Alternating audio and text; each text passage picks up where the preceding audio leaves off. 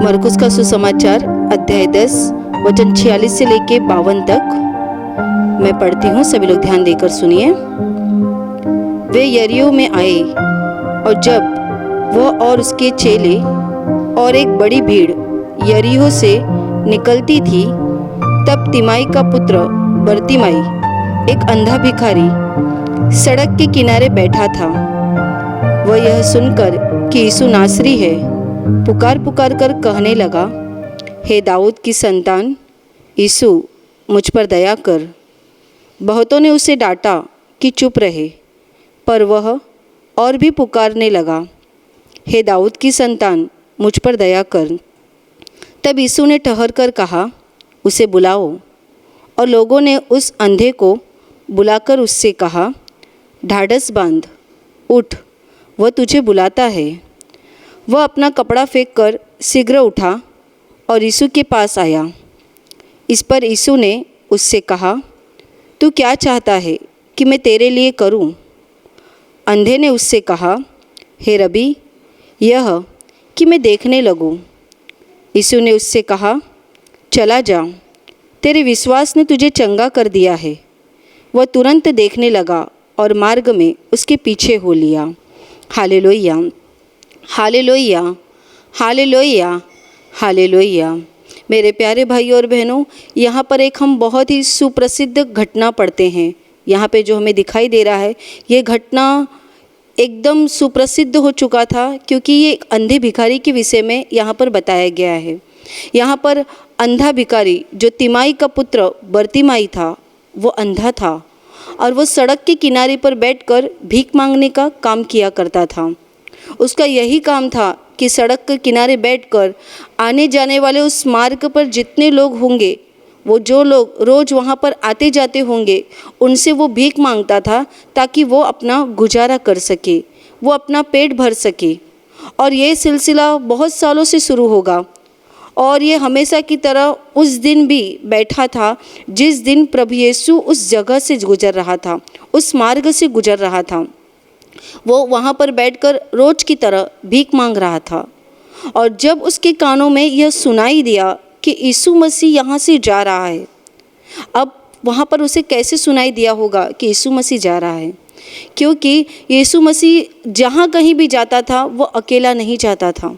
उसके साथ में एक बहुत बड़ी भीड़ हो लेती थी, उसके पीछे हो लेती थी, क्योंकि वो करता ही कुछ ऐसे अद्भुत काम था कि बहुत से लोग आनंद के साथ उसके साथ जाया करते थे। वो एक जगह पे कहीं भी रुकता नहीं था। कभी एक दिन एक गांव में तो दूसरे दिन दूसरे गांव में, 2 दिन वो एक गांव में रुकता था तो बाद में तीसरे गांव में। वो ऐसे करके हर जगह जगह पर परमेश्वर का सुसमाचार सुनाता था, परमेश्वर के नाम की वो घोषणा कर रहा था। और उसी समय की बात है जब यीशु मसीह उस नगर से, उस मार्ग से जा रहा था, तब जाहिर सी बात है उसके पीछे बहुत से लोग, एक बहुत बड़ी गर्दी, एक बहुत बड़ी भीड़, जिसकी संख्या हम नहीं बता सकते। इतनी बड़ी संख्या से यीशु के पीछे लोग जा रहे होंगे।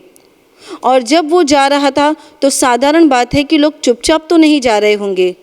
जीवन का प्रभु, जीवन का मालिक उनके साथ जा रहा था।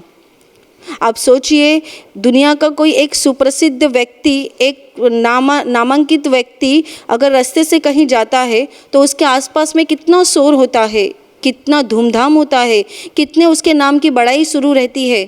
तो आप सोच सकते हैं कि अगर स्वर्ग और पृथ्वी का मालिक उस रास्ते से जा रहा था तो क्या लोग यूं ही शांत रहे होंगे? वो लोग भी जयलोस कर रहे होंगे, वो लोग भी आवाज़ दे रहे होंगे। बाइबल में कितनी जगह लिखा है कि यीशु मसीह के चेले और बहुत बड़ी भीड़ जब भी रास्ते से जाती थी तो उसके नाम का जय जयकार करते करते जाती थी। वो परमेश्वर की बड़ाई करते करते जाती थी, क्योंकि प्रभु यीशु लोगों को चंगाई दे रहा था, परमेश्वर के राज्य की सुसमाचार लोगों को सुना रहा था।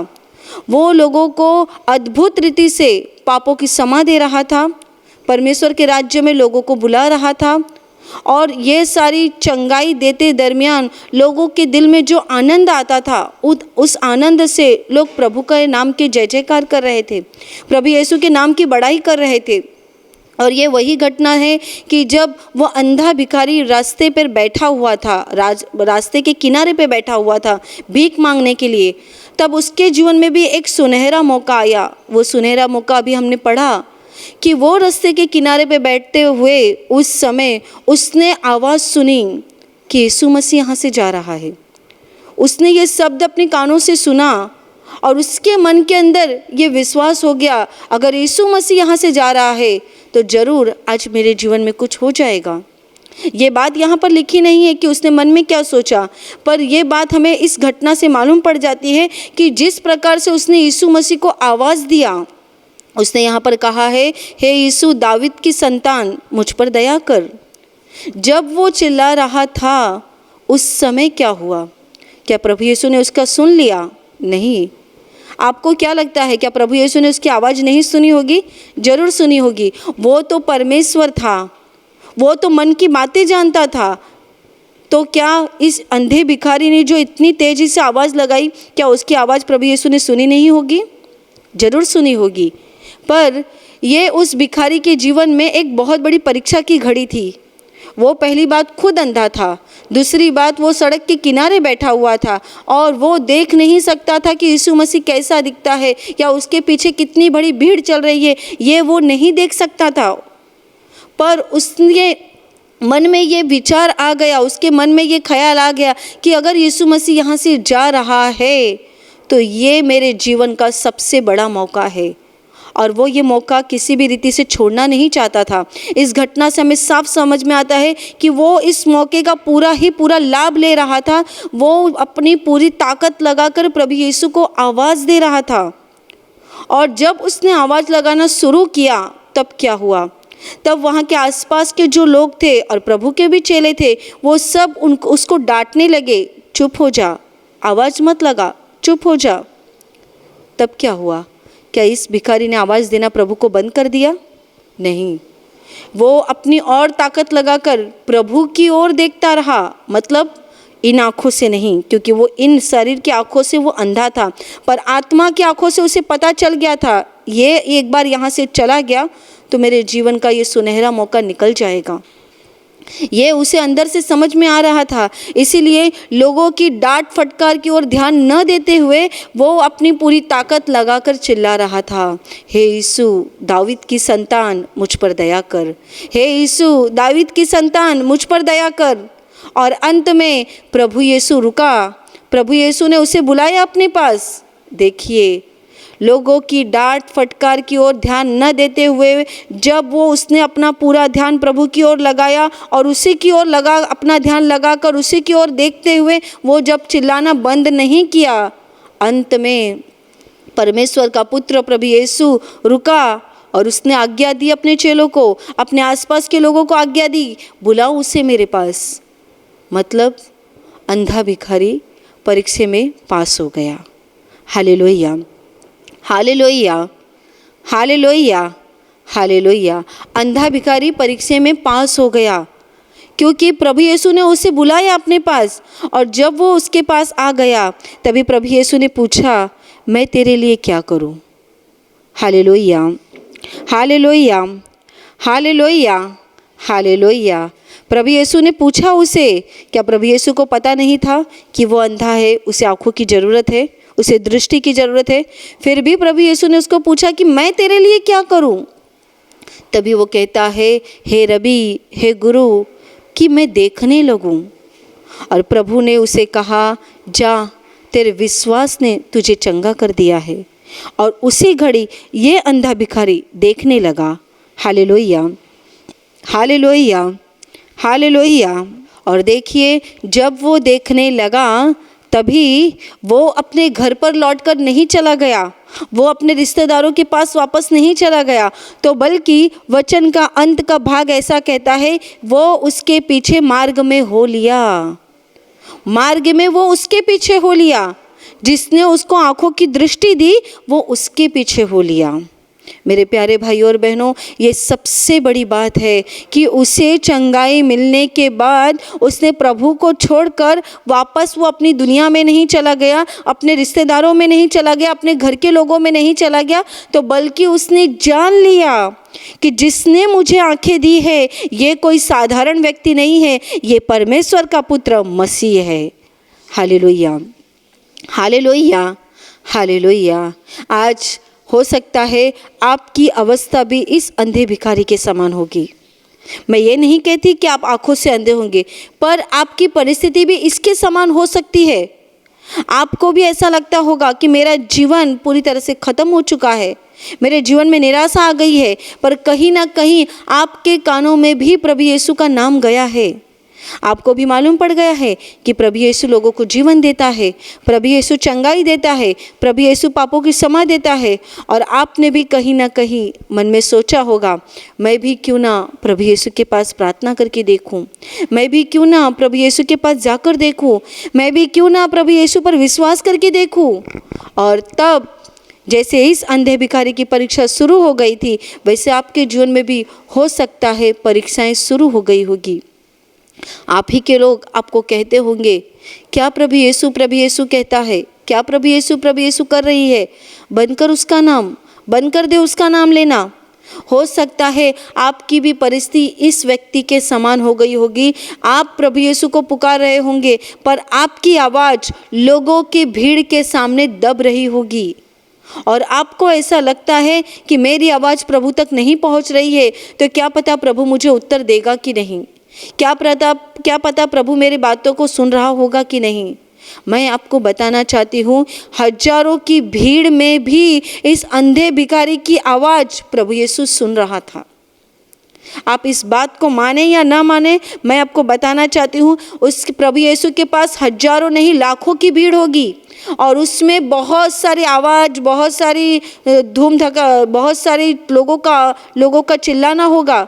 पर मैं आपको बताना चाहती हूँ, इतने सारे आवाज़ों में, शोरों में, इन सब में भी इस अंधे भिखारी ने जो आवाज़ दी होगी प्रभु को, वो आवाज़ प्रभु यीशु के कानों में पड़ गई होगी।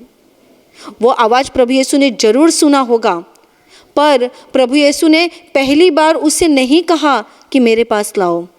वो रुका रहा, वो मन के अंदर रुका रहा और देखना चाहता था कि वो कितनी देर तक उसे आवाज़ दे सकता है। क्या वाकई वो मुझे आवाज़ देगा या मुझे छोड़कर चला जाएगा, या फिर वापस से वो अपने मार्ग में चला जाएगा भीख मांगने के लिए। पर देखिए, ये अंधा भिखारी अपने जीवन में पास हो गया।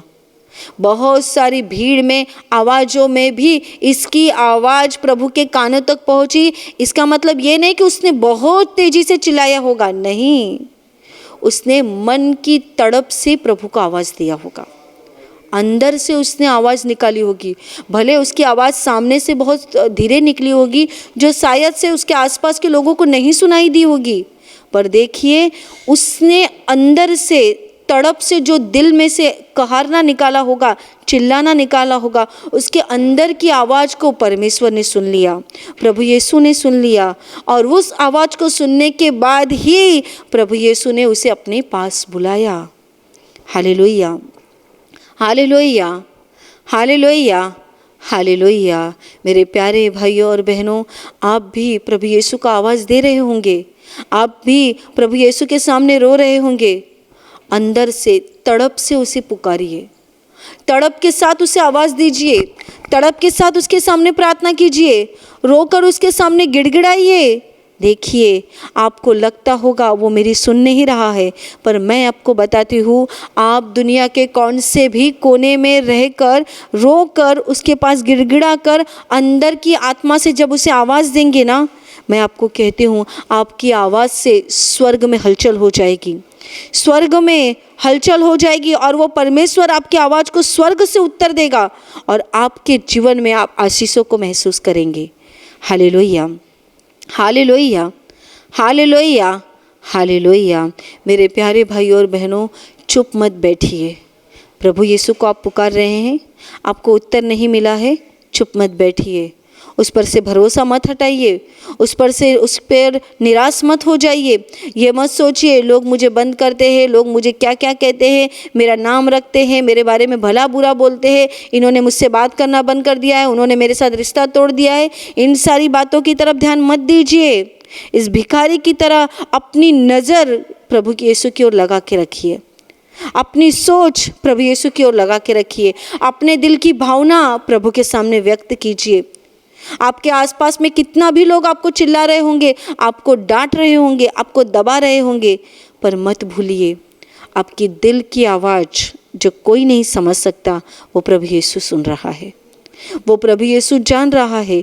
वो आपके दिल की आवाज़ों को जानने वाला प्रभु है। वो केवल बाहरी रूप नहीं देखता, तो वो हमारे मन को जानता है। कितने लोगों का कहना रहता है, प्रभु यीशु को कैसे पता चलेगा, जब तक मैं नहीं बताऊंगा उसे, जब तक मैं उससे नहीं कहूँगा, तब तक वो मेरी आवाज़ कैसे सुनेगा, तब तक वो मेरी प्रार्थना कैसे सुनेगा, तब तक वो मेरी समस्याओं को कैसे समझेगा, तब तक वो मेरी बीमारी को कैसे समझेगा। मैं आपको कहती हूँ, आपको कुछ भी कहने की ज़रूरत नहीं पड़ेगी। आप केवल दिल से आवाज़ दीजिए, केवल दिल से उसे आवाज़ दीजिए, दिल से उसके पास आइए। देखिए, जब आप दिल से उसे पुकारेंगे, अपने मन से उसके पास आएंगे, वो आपको उत्तर देगा, वो आपको चंगाई देगा, वो आपके जीवन की तकलीफ़ों को निकालेगा, वो आपकी बीमारियों से आपको मुक्त करेगा। Hallelujah, hallelujah, hallelujah, hallelujah. Bible में एक बहुत सुंदर घटना लिखी है, एक लहू बहने वाली औरत के विषय में। इस बहन को 12 साल से लहू बहने की बीमारी थी। आप सोच सकते हैं 12 साल जिस औरत के शरीर से लहू बह रहा था, उस औरत की अवस्था कितनी भयानक होगी।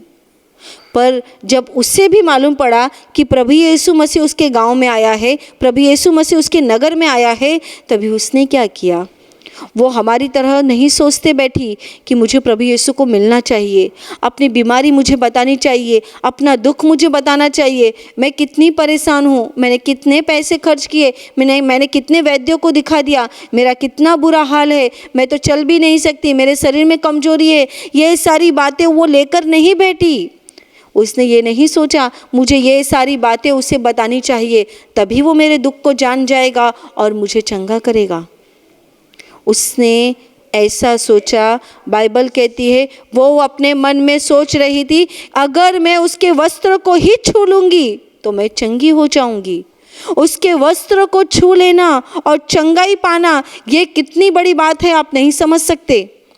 मेरे प्यारे भाई और बहनों, जिनके मन में लगता है उसे मिलना चाहिए, उसे अपना दुख बताना चाहिए, उसके लिए ये विश्वास रखना कठिन है कि केवल उसके वस्त्र को छू लेना और छूने से चंगाई को प्राप्त करना, ये बहुत बड़ी बात है। पर देखिए, इस महिला ने, इस औरत ने वो करके दिखाया। उसने अपने विश्वास को अपने जीवन में प्रकट किया। जब वो उसने भीड़ को देखा, भीड़ को देखकर हो सकता है वो अंदर थोड़ी सी डर गई होगी, क्योंकि वो हमारी तरह साधारण इंसान नहीं थी। वो कमज़ोर औरत थी, शरीर से दुर्बल औरत थी, और उसने एक बहुत बड़ी भीड़ अपने सामने देखी होगी, तो वो भी डर गई होगी। आपको भीड़ मालूम होगी, आपको गर्दी मालूम होगी। जब एक बहुत बड़ी गर्दी रहती है, तभी उस गर्दी को देखकर हम कितना डर जाते हैं। आप में से जितने लोग ट्रेन में सफ़र करते होंगे या फिर बस में सफ़र करते होंगे, आपको इसका अनुभव अच्छा होगा। जब ट्रेन आती है और लोगों की एक बहुत बड़ी गर्दी वहाँ पे खड़ी रहती है, तभी हमारे दिल में क्या लगता है, मैं इस ट्रेन में चढ़ पाऊँगा क्या, मैं इस ट्रेन में चढ़ पाऊँगी क्या, मैं इस ट्रेन में अंदर जा पाऊँगी क्या, कहीं मैं गिर तो नहीं जाऊँगा, कहीं मैं गिर तो नहीं जाऊँगी। और कितने लोग तो ट्रेन की गर्दी को देख के पहले से ही डर जाते हैं। वो गर्दी कितनी लोगों की होगी, 100 लोगों की, 150 लोगों की, इतने ही लोगों की गर्दी होगी। उस डब्बे में चढ़ने के लिए, उस ट्रेन में चढ़ने के लिए 100-150 लोगों की गर्दी, वो भी इतनी भयानक रीति से रहती है कि उसको देख कर ही हम डर जाते हैं। क्या इसमें हम चढ़ पाएंगे, क्या अब इसके अंदर जा पाएंगे।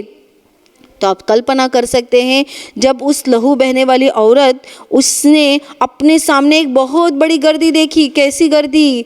जहाँ पर मालिक खुद खड़ा है, स्वर्ग और पृथ्वी का मालिक वहाँ पर खड़ा है, वो हमारा स्वामी वहाँ पर खड़ा है, जो लोगों को चंगाई दे रहा है। और उसके आसपास लोगों ने बहुत बड़ी गर्दी लगाई है। केवल गर्दी नहीं, तो बाइबल कहती है लोग उसके ऊपर गिरे पड़ते थे। क्यों? उसे छूने के लिए, उसे अपनी समस्या बताने के लिए, उससे चंगाई पाने के लिए, उससे मुक्ति पाने के लिए लोग उसके ऊपर गिरे पड़ते थे। बाइबल कहती है लोग उसके ऊपर गिरे पड़ते थे। और ऐसी अवस्था में भी इस औरत ने अपना विश्वास छोड़ा नहीं, तो बल्कि वो उस गर्दी के अंदर घुस गई, उस भीड़ के अंदर वो घुसी। और सोचिए, घुसते समय उसकी क्या अवस्था हुई होगी, क्या हालत उसकी हुई होगी। कितनी बार वो गिरी होगी, कितनी बार लोगों के पैर, कितनी बार लोगों के जूते चप्पल उसको लगे होंगे, कितनी बार लोगों का मार उसको लगा होगा। वो जब गिरी होगी तो कितनी बार उसके हाथ पर कोई चढ़ के गया होगा, उसके पैर पर कोई चढ़ के गया होगा। एक तो वो हमारी तरह साधारण औरत भी नहीं थी कि उसके सर में कोई तकलीफ ना थी, वो तो बीमार औरत थी। और ऐसी अवस्था में भी वो हो सकता है खड़े खड़े नहीं गई होगी, तो रेंगते रेंगते गई होगी, क्योंकि वो बीमार थी ना। और लोगों की गर्दी में घुसना उसके लिए साधारण बात नहीं होगी। हो सकता है वो रेंगते रेंगते अंदर घुसी, पर वो घुसी अंदर, वो गई अंदर।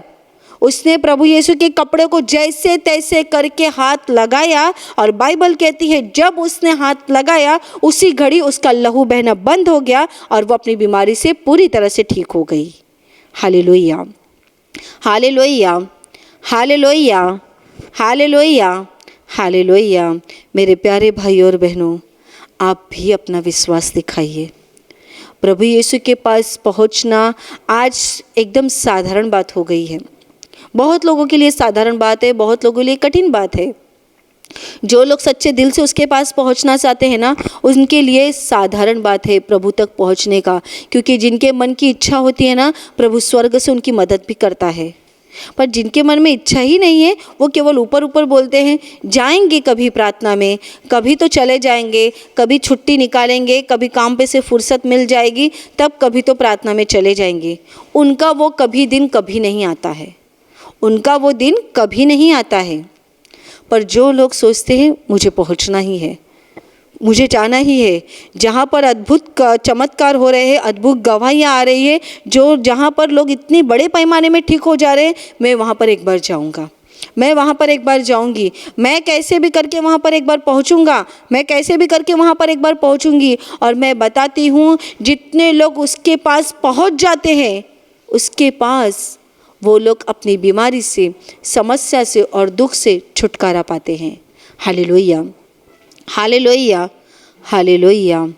कुछ महीना पहले एक बहन ने गवाही दी। उसने ऐसा बताया कि हमें किसी ने प्रार्थना भवन के विषय में बता दिया, प्रार्थना के विषय में बता दिया, और उनको यहाँ प्रार्थना में आना था, प्रार्थना में उनको आना था, और प्रार्थना के लिए वो घर से निकल भी चुके, पर आने के बाद मेन हाईवे पर ही वो भटक गए, मेन हाईवे पर ही वो भटक गए। उनको ये रास्ता समझ में ही नहीं आ रहा था।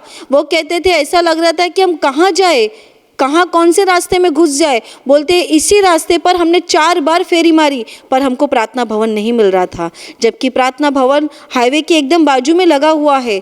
तो भी वो कहते हैं इतना सामने रहते हुए भी केंद्र हमको वो दिखाई नहीं दे रहा था। हम इतना भटक गए थे और इतना हमें ये चिड़चिड़पना हो गया था कि कहाँ पे वो प्रार्थना भवन है। और उन्होंने कहा, हमने वहाँ पर मन में निश्चय रखा, वापस घर नहीं जाएंगे। आज हम प्रार्थना घर में जाके ही रहेंगे, भले कितनी भी देरी हो जाएगी, हम प्रार्थना घर में जाएंगे ज़रूर, हम ज़रूर वहाँ पे पहुँचेंगे, हम ज़रूर प्रभु यीशु के पास पहुँचेंगे। वो कहते हैं हम रिक्शे के अंदर थे और बार बार रिक्शे की फेरी हो रही थी, यहाँ से वहाँ, यहाँ से वहाँ, हमें पता मिल नहीं रहा था, एड्रेस समझ में नहीं आ रहा था। हमने वहीं पर प्रार्थना करना शुरू किया, प्रभु यीशु कुछ तो कर और हमें तेरा पता मिलने दे, हमें तेरे घर में पहुंचना है, हमें आज कैसे भी करके यहाँ पर आना है।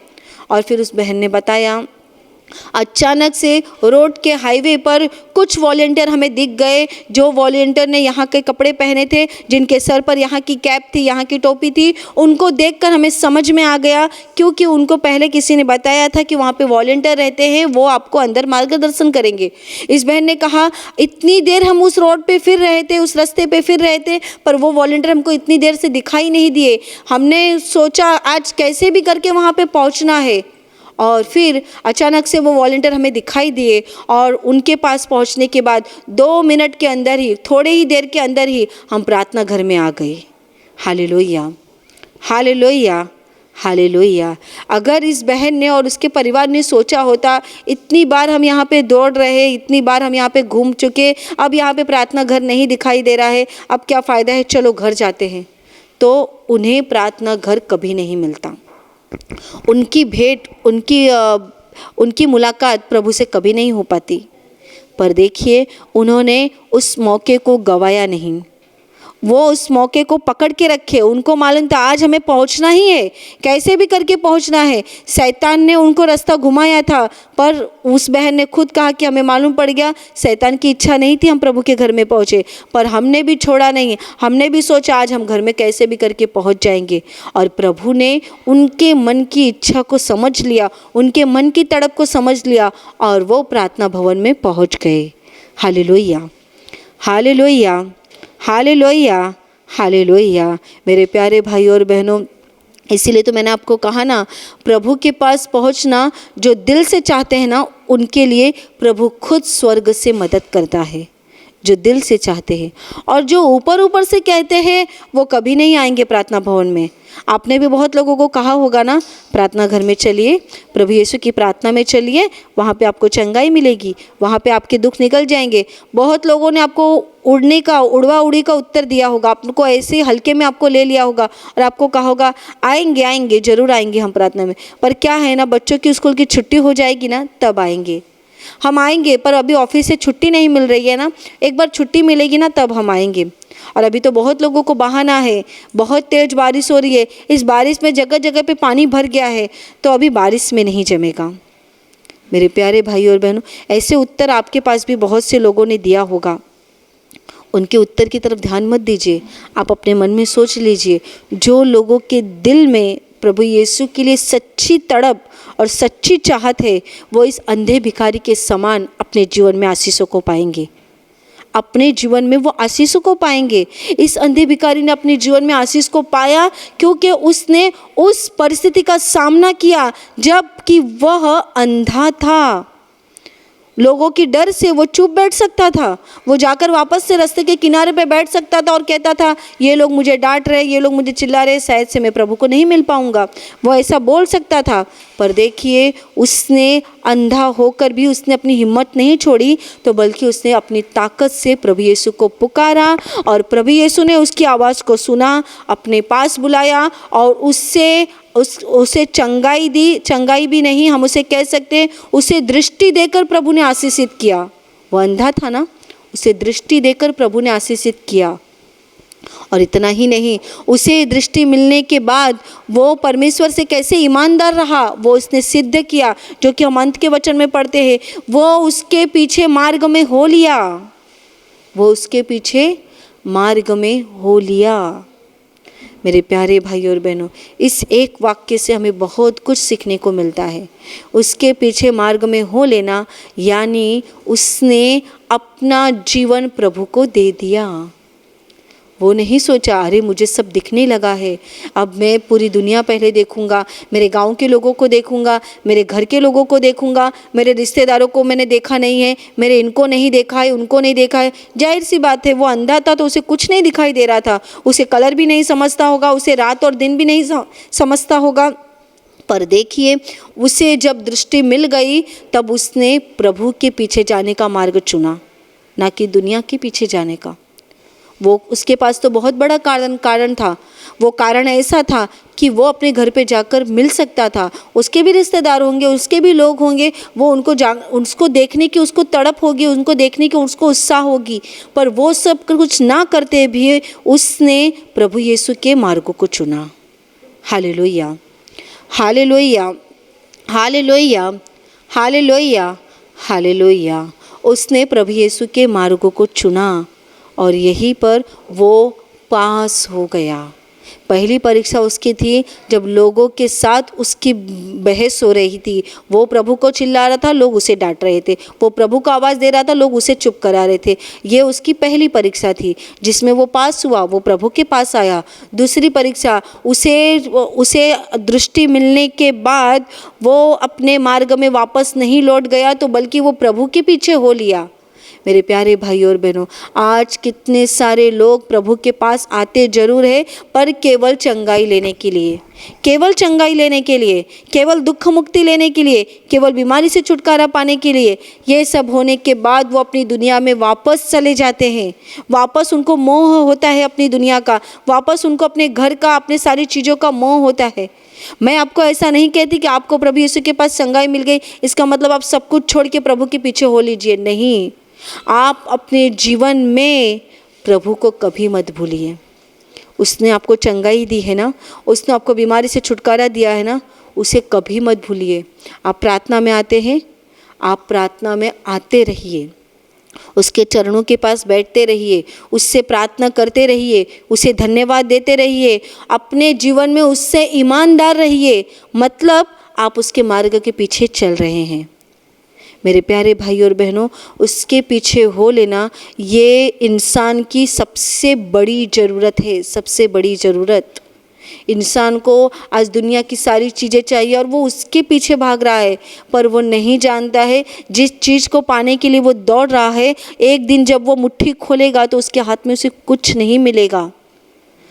पर जो लोग प्रभु यीशु के पीछे चलते हैं, जो लोग प्रभु यीशु का नाम लेते हैं, उसके पीछे चलने का निर्णय ले लिया है, एक दिन जब वो यहाँ का जीवन उनका ख़त्म हो जाएगा, धरती पे से उनका जीवन ख़त्म होने के बाद वो देखेंगे कि वो स्वर्ग में प्रभु के साथ युगान युग रहेंगे।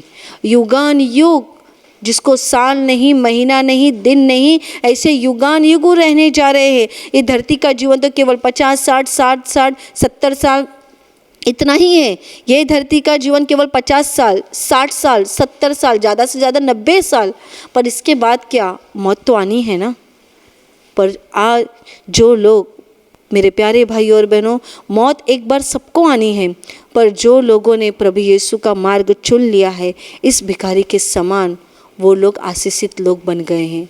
अपने जीवन में सही निर्णय लीजिए, दिल से उसको आवाज़ दीजिए, वो आपकी पुकार सुनेगा, आपके जीवन में वो अद्भुत काम करेगा। और जब वो आपके जीवन में अद्भुत काम करेगा, उसे छोड़ मत दीजिए। उसके एहसानों को याद करके उसे धन्यवाद देते रहिए, धन्यवादित बने रहिए, उसके मार्ग में चलते रहिए। मतलब वो यहाँ का जीवन आपका आशीषित करेगा और मरने के बाद वो आपको स्वर्ग में भी ले लेगा।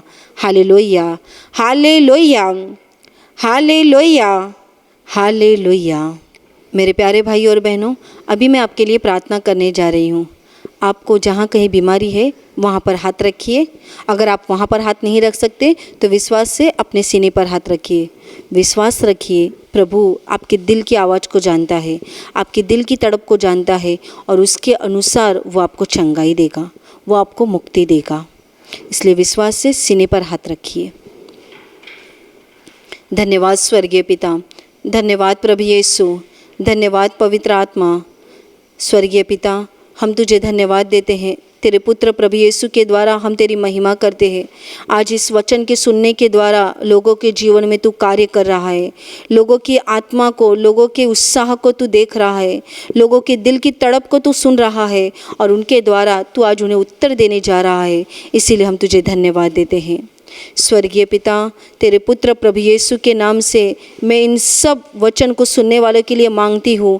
जितने लोग इस वचन को सुन रहे हैं, उनके जीवन को तू आशीषों से भर दे, उनकी बीमारियों को, उनके दुख को तू निकाल दे और उनके जीवन को और उनके परिवार को तू आशीषित कर। धन्यवाद स्वर्गीय पिता, धन्यवाद प्रभु यीशु, धन्यवाद पवित्र आत्मा। प्रभु यीशु के पवित्र नाम से आपके शरीर की सारी बीमारी इसी समय निकल जाए। आपके जीवन का दुख प्रभु यीशु के नाम से निकल जाए। आपके जीवन की समस्या, संकट प्रभु यीशु के नाम से निकल जाए। जितनों को दुष्ट आत्मा ने पकड़ के रखा है, उन सब की दुष्ट आत्मा प्रभु यीशु के नाम से निकल जाए। आपके जीवन में और आपके परिवार में प्रभु यीशु के आशीष आ जाए। स्वर्ग से पवित्र आत्मा का सामर्थ्य आपके ऊपर आ जाए। पवित्र आत्मा के सामर्थ्य से आपका घर, आपका परिवार और आपका जीवन भर जाए। आमीन।